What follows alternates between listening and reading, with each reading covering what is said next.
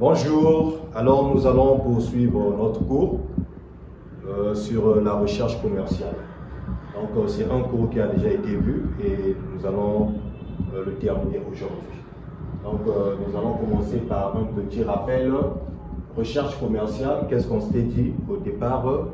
Nous nous sommes dit, premièrement, quels sont les objectifs de notre cours? Alors, on s'est dit, les objectifs, c'est sensibiliser l'étudiant au contrôle prépondérant, l'information dans la prise de décision en marketing. Alors, tout est ici. Nous avons déjà vu cela. Apprendre à utiliser le logiciel d'analyse. Donc, nous allons voir comment utiliser le logiciel de l'analyse et réaliser une recherche commerciale en utilisant les méthodes et les techniques de recherche statistique reconnues en marketing. Donc, le plan du cours, il est là. C'est toujours à titre de révision, de rappel, je signale. Nous avons les généralités sur la recherche commerciale. Nous avons les différentes approches de la recherche commerciale. L'étude explorateur que nous avons vu, l'étude quantitative, l'élaboration et la distribution d'un questionnaire, l'échantillonnage et ensuite l'étude du logiciel Sphinx. Alors, ceci aussi a été déjà vu. Lors du dernier cours, nous avons défini et nous avons donné le rôle de la recherche commerciale. Alors, en définition, nous avons dit que la recherche commerciale désigne le processus qui consiste à recueillir, traiter et analyser des données de marketing sur les biens ou les services. C'est ce que nous avons dit dernièrement. Alors, nous avons également parlé de le rôle de la recherche dans l'entreprise. Le rôle de la recherche dans l'entreprise. L'importance grandissante de la recherche commerciale s'explique entre autres par les trois tendances. Alors, quelles sont ces trois tendances? Les trois tendances, nous avons parlé du passage du marketing local au marketing national et international. Je répète, le passage du marketing local au marketing national et international. La priorité, la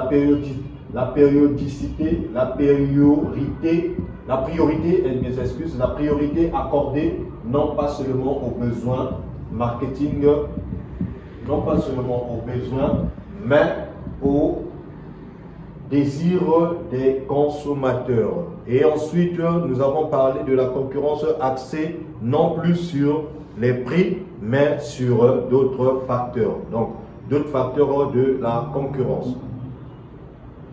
Alors là, c'était le schéma dont j'ai parlé dernièrement. Ici, nous avons la gestion marketing. Au niveau de la gestion marketing, nous avons analysé, planifié, organisé, dirigé, contrôlé. Au niveau de la gestion marketing, je répète, nous avons analysé, planifié, organisé, dirigé et contrôlé. C'est-à-dire, nous devons analyser notre marché, nous devons analyser notre demande, nous devons planifier les opérations et nos actions. Et nos actions et les opérations doivent être organisées, mais pas seulement organisées, aussi dirigées, puis les contrôler. Alors, c'est un peu ce qui se présente comme un système d'information en marketing. Là, nous avons le système d'information en marketing. Nous avons la source d'information. La source d'information, nous avons des sources internes.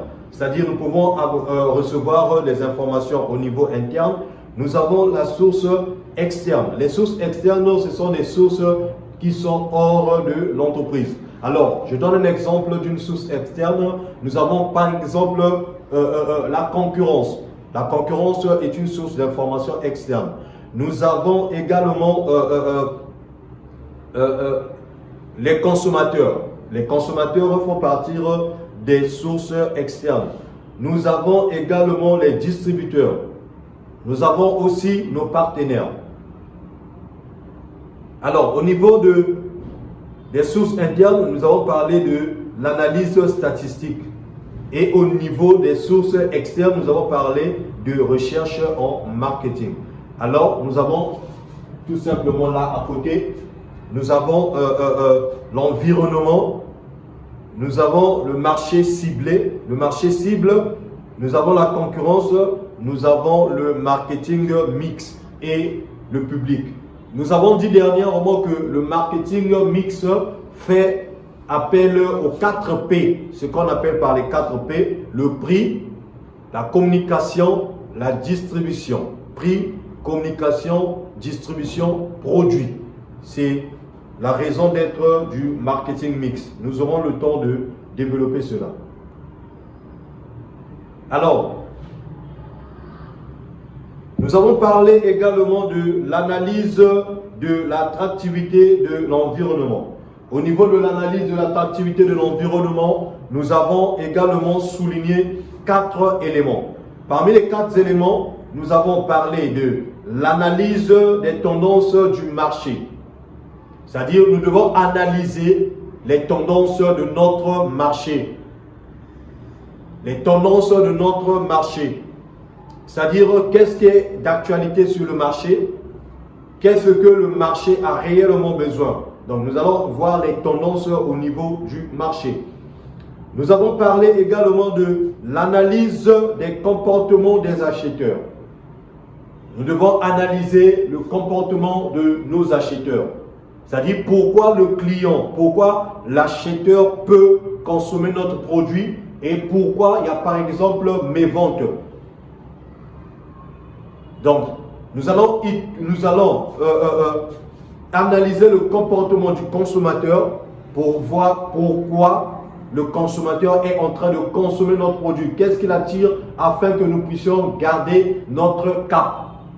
Et nous devons aussi voir si est seulement si il y a mes ventes, mais qu'est-ce qu'il faut améliorer, pourquoi le client ne veut pas consommer notre produit. Alors, je donne un exemple. Ce qui peut entraîner la mévente peut être la qualité du produit. Parfois, le client se rend compte que le produit n'est plus de bonne qualité. Ou le prix peut être un facteur de frein qui peut empêcher le client à consommer notre produit. Il peut aussi avoir un problème de distribution.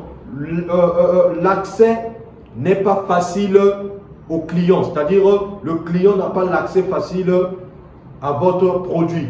Il peut aussi avoir la communication. Le client n'est pas suffisamment informé sur votre produit. Alors, en ce moment, on parle de l'analyse du comportement des acheteurs. Nous avons également parlé de l'analyse des structures et motivations de la distribution. Là, vous allez analyser votre distributeur, votre grossiste. Est-ce que le grossiste est satisfait de la qualité du service que vous, entreprise, vous proposez? Est-ce que le distributeur est satisfait sur les prix et la gamme des produits, la gamme de produits que vous proposez? Et aussi, quelle est la qualité d'accessibilité de votre produit? Nous avons également parlé de l'analyse de la structure concurrentielle. L'analyse de la structure concurrentielle. C'est-à-dire là, notre analyse sera entièrement basée sur notre concurrence. Nous devons étudier la concurrence. Nous devons mener des études sur la concurrence. Quels sont nos concurrents? L'entreprise doit avoir la maîtrise de ce concurrent et savoir qu'est-ce que la concurrence propose que la société, que l'entreprise ne propose pas. Et là, nous avons également parlé de l'analyse environnementale économique, social et politique. Alors là, nous devons analyser notre environnement, nous devons analyser notre économie, nous devons analyser le côté social, nous devons analyser le côté politique. Est-ce que la politique de notre pays nous permet de mener à bien notre activité? Est-ce que le volume social permet de mener à bien notre activité?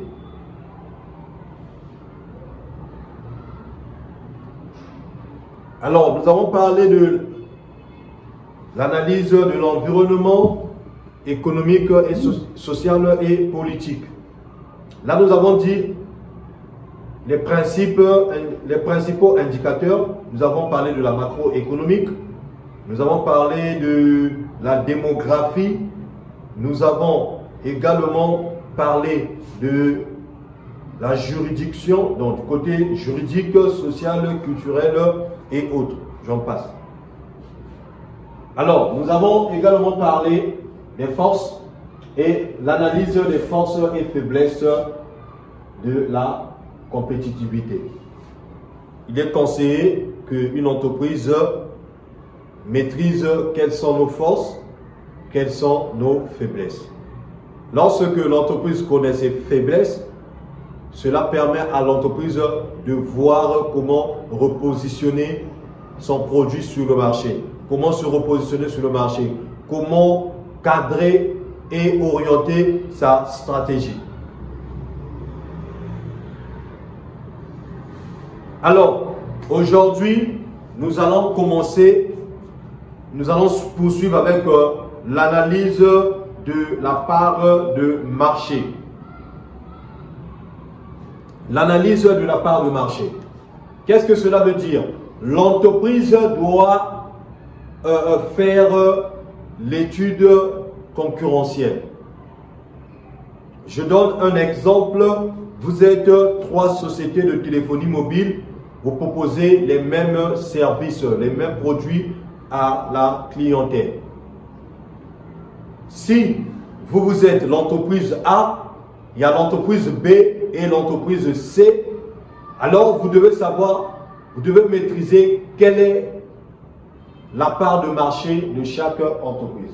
Sur 100% de la part de marché, je donne un exemple, vous, entreprise A, vous pouvez avoir 40% de part de marché. Alors, les 60% qui restent, une autre entreprise peut par exemple prendre 50% et une autre 10%. Alors, cela doit être clair, cela doit être maîtrisé et compris par vous, l'entreprise. Vous devez étudier votre part de marché. Alors, nous allons lire. Le calcul d'une part de marché suppose que l'entreprise au préalable ait clairement défini son marché de référence, c'est-à-dire le groupe de produits ou de marques auxquelles l'entreprise est confrontée au plan concurrentiel. Alors, l'entreprise doit maîtriser ses concurrents, qu'est-ce que la concurrence produit et quelle est la part du marché, c'est-à-dire qui est leader sur le marché, qui est suiveur et autres. Nous devons avoir cette maîtrise.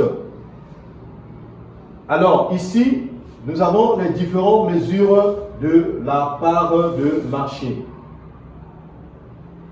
Les différentes mesures de la part de marché. Alors, le premier tiré, nous avons parlé de la part de marché en nombre d'acheteurs. Alors, le premier calcul ici consiste à faire une étude de calculer notre part de marché en nombre d'acheteurs. Et nous avons la formule part de marché d'une entreprise en pourcentage est égal à au marché actuel de l'entreprise sur le marché actuel de la profession multiplié par 100. C'est-à-dire, vous, l'entreprise, si votre part du marché est, par exemple, 40%, vous mettez 40%, vous mettez 40 multiplié par 100, sur la part de marché de la concurrence. Si la part de marché de la concurrence est par exemple 100%, là vous mettez 40 divisé par 100 multiplié par 100. Alors là, vous calculez la part de marché par nombre d'acheteurs. Au second point, nous avons la part de marché en valeur ou en volume. Part de marché en valeur ou en volume. Part de marché en valeur ou en volume. Alors, la part de marché en valeur ou en volume est égale à la vente actuelle de l'entreprise. C'est-à-dire la vente actuelle. Au moment où vous êtes en train d'effectuer vos calculs, quelle est votre vente actuelle? Si par exemple, votre vente actuelle est par exemple de 10%, vous prenez vos 10%. Alors là, nous avons la part de marché en valeur ou en volume. La part de marché en valeur ou en volume est égale à la vente actuelle de l'entreprise sur la vente actuelle de toute la profession. C'est la même opération que la première que nous avons expliqué, la part de marché en nombre d'acheteurs. Sauf que là, on ne parle plus d'acheteurs, mais là, nous allons utiliser le nombre de ventes de notre entreprise multiplié par 100. Alors, nous avons également ce que l'on appelle par la part de marché relative. La part de marché relative. On nous dit, c'est quoi la part de marché relative? La part de marché relative est un indicateur de la position concurrentielle de l'entreprise. Je répète, la part de marché relative est un indicateur de la position concurrentielle de l'entreprise. Elle complète l'information donnée par le rang de l'entreprise dans le classement des entreprises par l'importance du chiffre d'affaires. C'est-à-dire, on fait la répartition, sinon le positionnement des entreprises en fonction de leur chiffre d'affaires. Lorsque nous voulons classer les entreprises sur un marché, on voit le chiffre d'affaires. Quel est notre chiffre d'affaires? Ce sont des éléments permettant de classifier l'étude d'un marché. Pour placer une entreprise, on voit le chiffre d'affaires. Quel est le chiffre d'affaires de l'entreprise? Le chiffre d'affaires peut être annuel, le chiffre d'affaires peut être mensuel, le chiffre d'affaires peut être trimestriel. Après le chiffre d'affaires, nous avons aussi d'autres éléments très essentiels qui permettent de classer une entreprise. Et parmi ces éléments, nous parlons également du nombre des clients. Quel est le nombre, quelle est la clientèle de l'entreprise? Mais nous devons souligner que la clientèle n'a rien à voir avec le chiffre d'affaires. Le chiffre d'affaires repose carrément sur les ventes de l'entreprise. Et nous pouvons être en face d'une entreprise qui a par exemple 100 clients et côté chiffre d'affaires, vous avez un chiffre d'affaires très faible par rapport à une entreprise qui a 50 clients avec un chiffre d'affaires très élevé. Et là, nous pouvons prendre des exemples, par exemple, faire une comparaison entre les marchés publics et les marchés privés. Les marchés privés, c'est-à-dire les marchés à grande superficie comme les supermarchés, les hypermarchés, les supérettes. Les supermarchés ont moins de clients, mais là, on parle de gros clients. Alors, ici, nous avons ce qu'on appelle le mode de calcul. Ce mode de calcul est le plus utilisé pour les spécialistes du marketing. Ce mode de calcul est le plus utilisé par les spécialistes du marketing. Il permet d'exprimer la part de marché relative en pourcentage. la part de marché relative en pourcentage. Alors, comment nous pouvons calculer la part de marché relative en pourcentage? Nous avons tout simplement la formule qui s'affiche au tableau. Part de marché relative en pourcentage est égale aux ventes de l'entreprise, les ventes de l'entreprise. Là, ça dépend si vous voulez effectuer vos calculs de quelle période. Si c'est la part du marché relative annuelle, vous prenez carrément des ventes de l'entreprise annuelle. Donc là, c'est carrément le chiffre d'affaires sur des ventes du leader de la profession.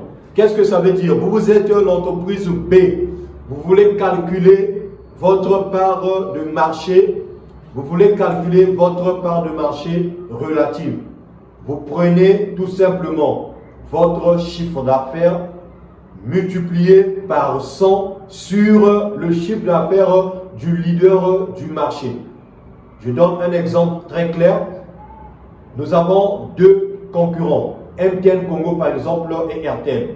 MTN est leader sur le marché. Vous êtes Airtel. Vous voulez calculer quelle est votre part de marché relative. Alors, qu'est-ce que vous allez faire?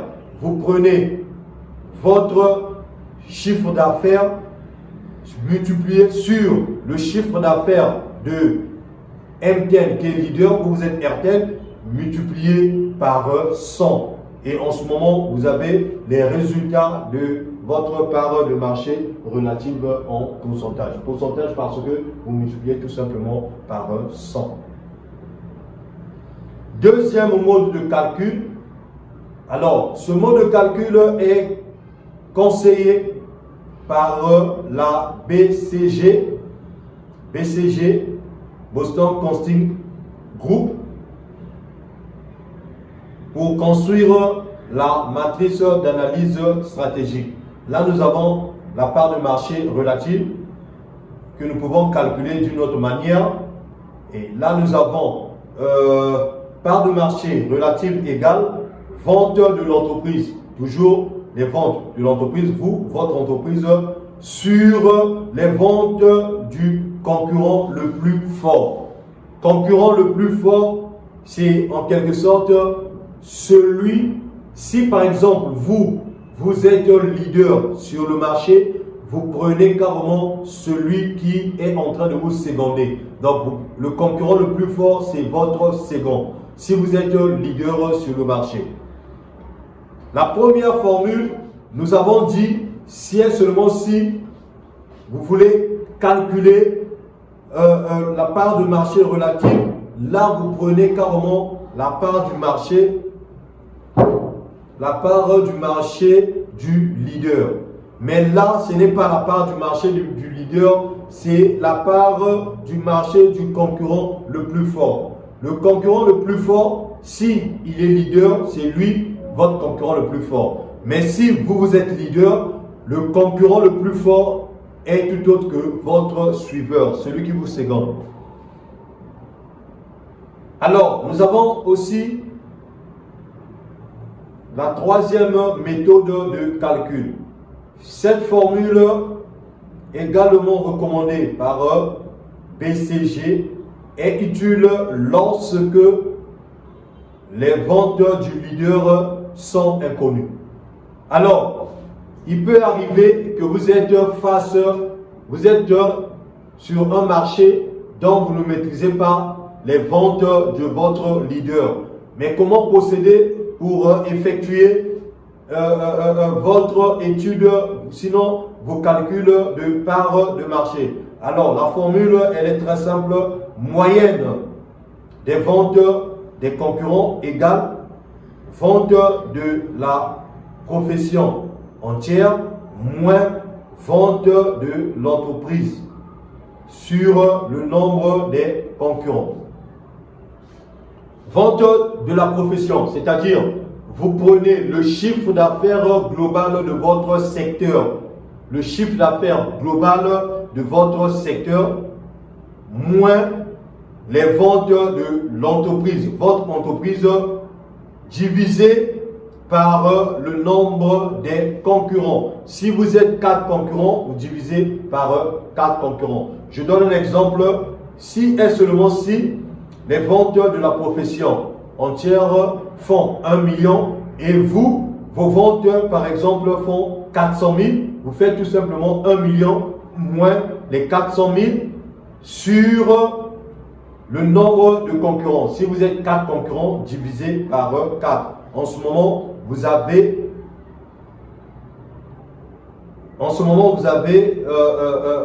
cette troisième possibilité de calcul de part de marché. Alors, part de marché relative sera égale alors à des ventes de l'entreprise sur la moyenne des ventes des concurrents. Donc, part de PDM veut tout simplement dire part de marché relative et part de marché est égale, part de marché relative est égale à la vente, aux ventes de l'entreprise sur des moyennes, sur vente moyenne des concurrents. Alors, l'analyse de la structure de la part de marché. Ici, nous avons ce qu'on appelle par le taux d'occupation du marché. Le taux d'occupation du marché qui figure là au tableau, taux d'occupation du marché. Après le taux d'occupation du marché, nous avons le taux d'exclusivité, se définit comme étant la part des achats dans la catégorie de produits réservés à la marque X. Et nous avons également le taux d'intensité. Donc je répète, nous avons, lorsqu'on parle de l'analyse de la structure de la part du marché, nous avons 3 éléments qu'il faudrait ressortir ici.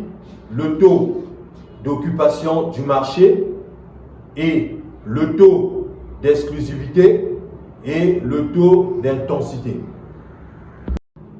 Alors, l'analyse de la structure de la part de marché. À un moment donné, vous allez vous rendre compte que je ne serai pas devant l'écran pour vous permettre de prendre vos notes. Les informations fournies par un panel de consommateurs permettent de décomposer la part de marché en un certain nombre d'éléments constitutifs qui permettent d'interpréter et de prévoir l'évolution du marché. Alors, nous avons 3 taux que nous avons signalés en amont. Le premier taux, c'est le taux d'occupation du marché. C'est le pourcentage d'acheteurs de la marque X.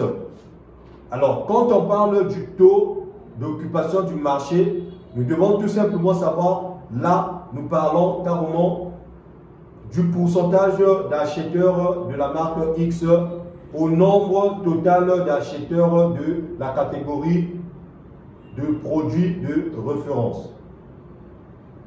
Le deuxième élément, le taux d'exclusivité. Défini comme étant la part des achats dans la catégorie produits réservés à la marque X. Et le dernier, c'est le taux d'intensité. Compare les quantités moyennes achetées par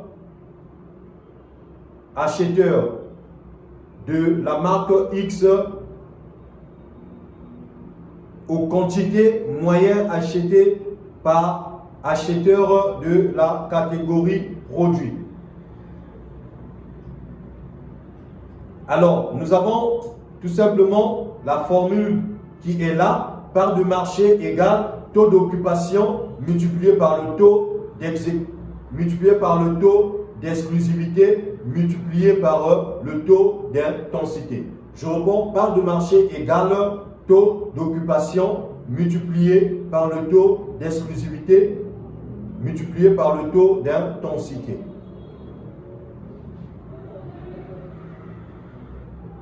Alors là, nous avons terminé avec notre cours sur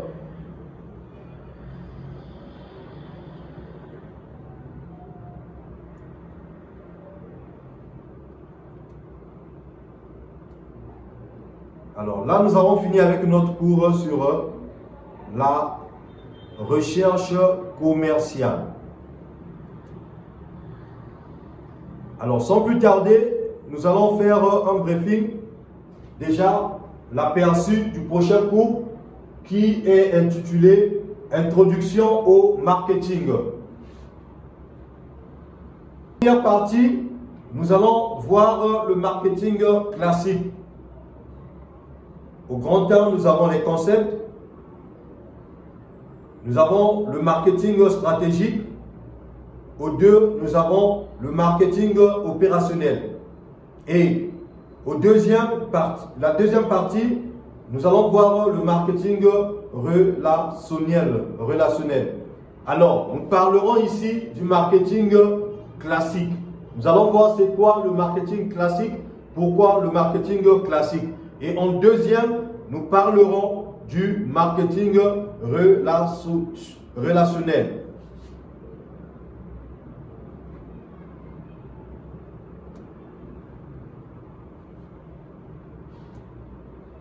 Alors, sans plus tarder, les concepts. Les concepts, nous aurons à voir 3 éléments. Le premier élément, le marché. Nous avons déjà une bonne connaissance sur le marché. Le marché, le besoin, désir, le produit, la demande. Je reprends. Nous allons voir au 1, le marché. Au 2, le besoin, désir. Au 3, le produit. Au 4, la demande.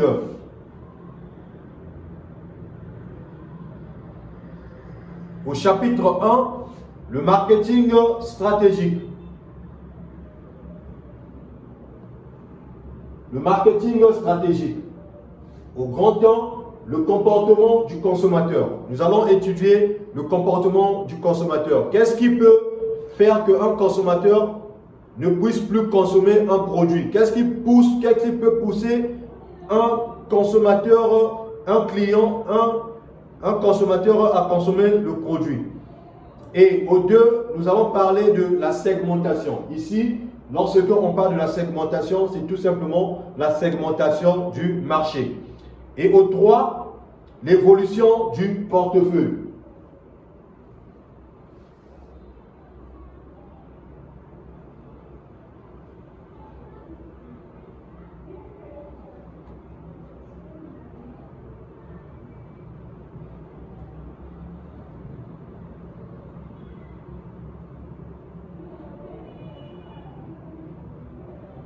Le comportement du consommateur.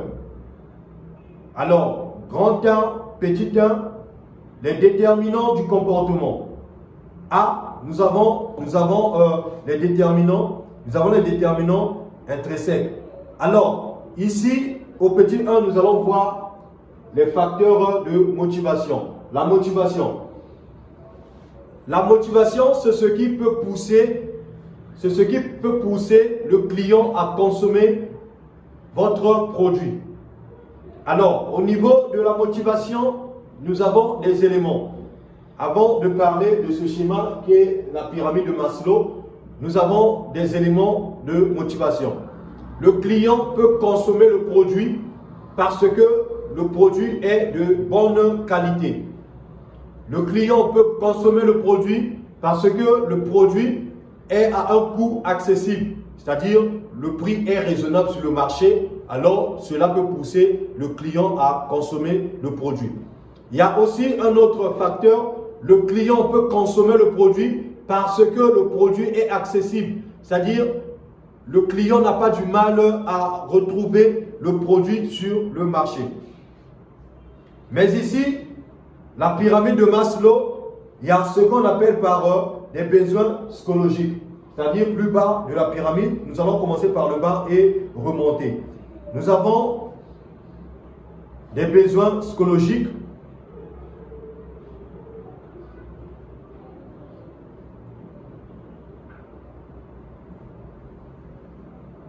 Nous avons des besoins psychologiques. Lorsqu'on parle de besoins psychologiques, c'est-à-dire ce sont des besoins de première nécessité.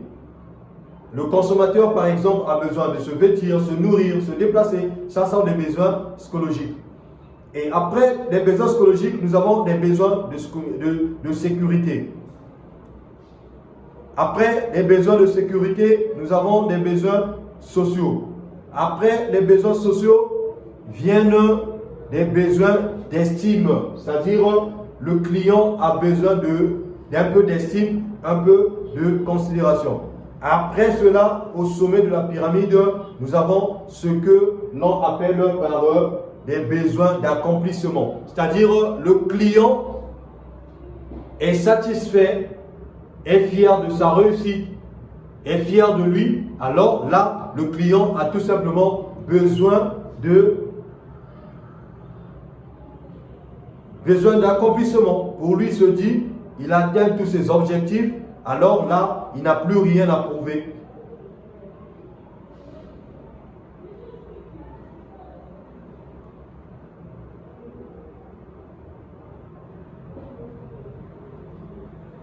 Alors ici, nous avons des expressions comme la perception,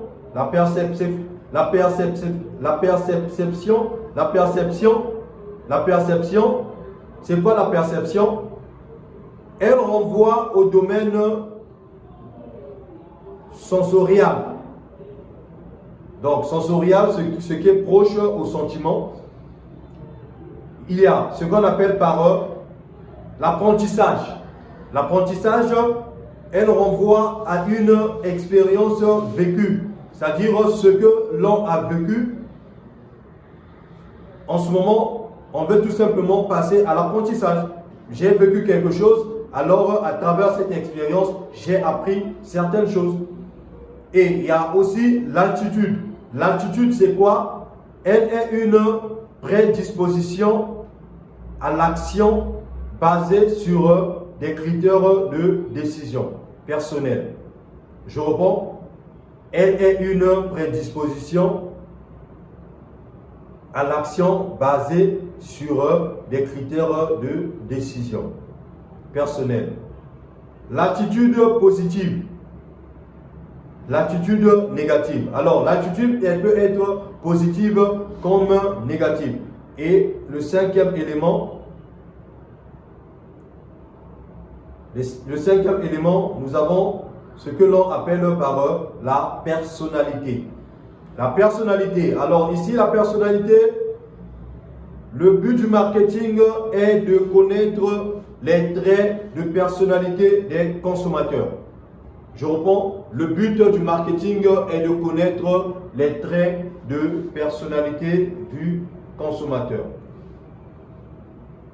Alors, nous pouvons nous arrêter ici et le prochain cours, nous allons voir le comportement du consommateur.